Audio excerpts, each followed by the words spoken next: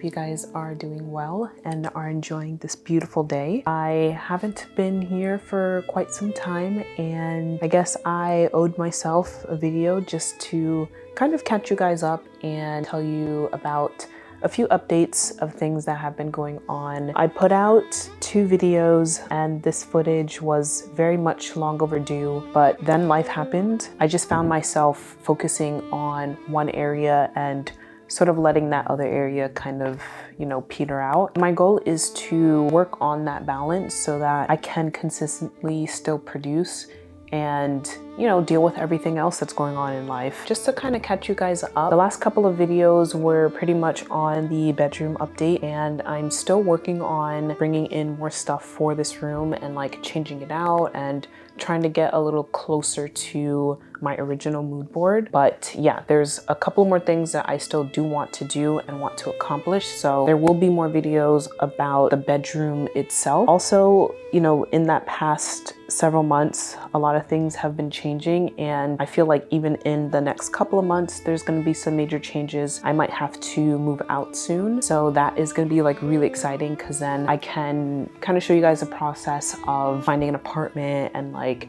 furnishing it from the ground up. That's going to be something that I will be really excited about, where it won't just be confined to the bedroom. I'll be able to like design out the whole entire apartment. Last year I have been focusing more on work and just hanging out with like family and stuff. My family and I did a couple of really cool activities during like the fall season. We went apple picking, which was really fun. Like, I love going apple picking. My mom's like quite literally obsessed with it. We found a really nice farm upstate and we enjoyed ourselves. I've been seeing a lot of art shows. I am going out and getting inspiration from seeing art physically in person. It's one of my favorite activities to do, going to galleries, museums, and just being in the presence of different types of art, between like photography, painting, sculpture. I feel like I was being fed inspiration, through the algorithm, so it didn't feel natural and I wasn't being exposed to different perspectives and like different types of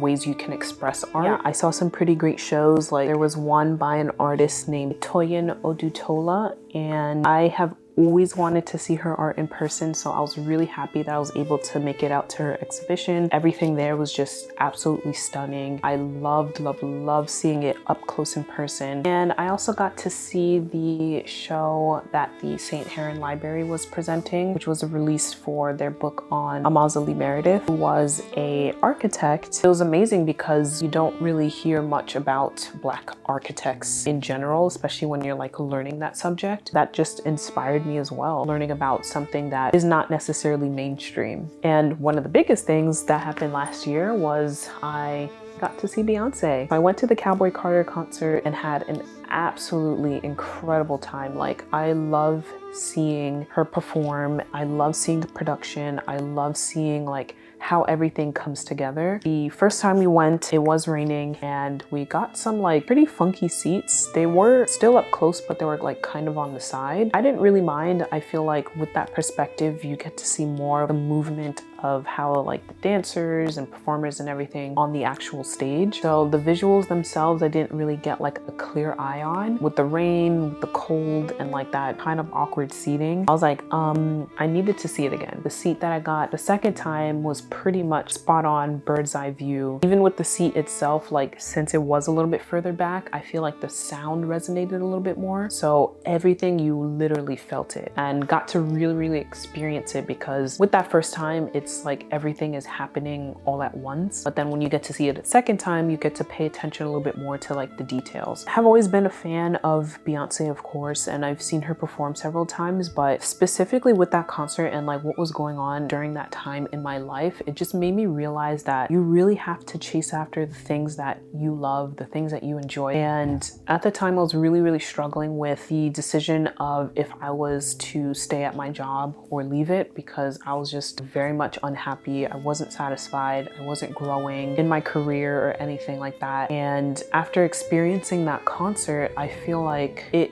gave me that push to realize that like, if I think about 10 years down the line, 20 years down the line, 30 years down the line, what would I be able to create within that time period where I can look back and be proud of the work that I'm doing. I spent some time at that previous job and obviously it was providing a lot, but when I really want to like look back on my life, I want to look at a body of work to be like, this is who I am, this is all of my accomplishments and stuff. And I just felt like that job was taking up too much time and energy and brain space where I wouldn't be able to move in the way that I wanted to move. If I wanted to see growth in my life, I have to do it somewhere else. And I struggled with that decision for a little bit, but there was a moment where it's like, look, if it's not now, then it's not ever gonna happen. Doing something that you know that you're not enjoying, you're just wasting time figuring it out with something that you do enjoy, or something that you are good at, or something that you are passionate about and can really bring to life. So even right now, like, it's been a space to navigate for sure. And I feel like some days I think to myself like, oh my gosh, like I just made a huge decision, but it's like, I already know what my future looks like. And that future is pretty much what I need to day by day get closer and closer to. And these are the steps that I need to take in order to realize that future. It's one thing to think about it, and it's another thing to actually do it.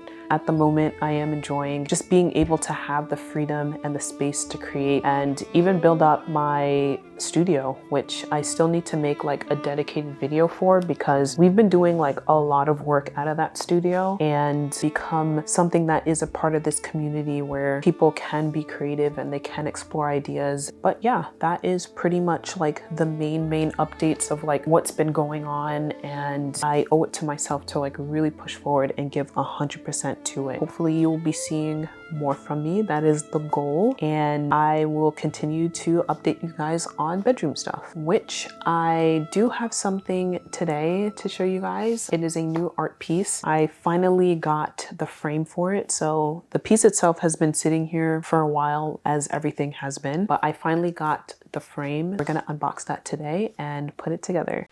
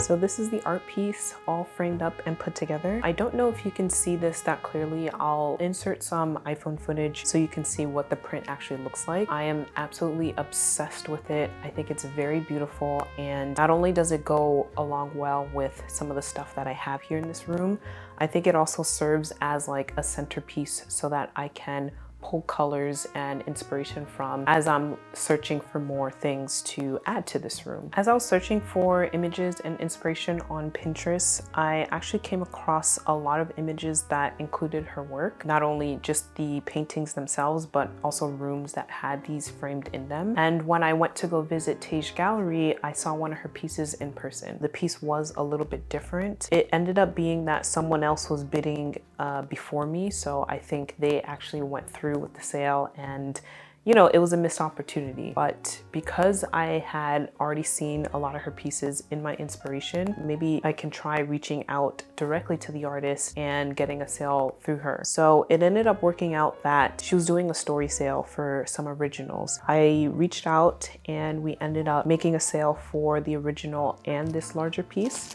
I have the original here, which was very similar to the painting that I was looking at and was close to buying at Tage Gallery. I knew that it would fit as well because of the oranges and the reds that are going on in this painting. So I think red is going to be a theme that is going to pop up a little bit more, especially as I start to like decorate out the room and like swap out some of the things that I have right now. So yeah, the collection continues, and I think I'll have to hang this up another day because I don't have a leveler with me right now. But essentially this is going to live right above the bed and be like that center focus for everything in this room. And then from there, I'll start to collect more colors that tie in most of the art and paintings that I have in this room.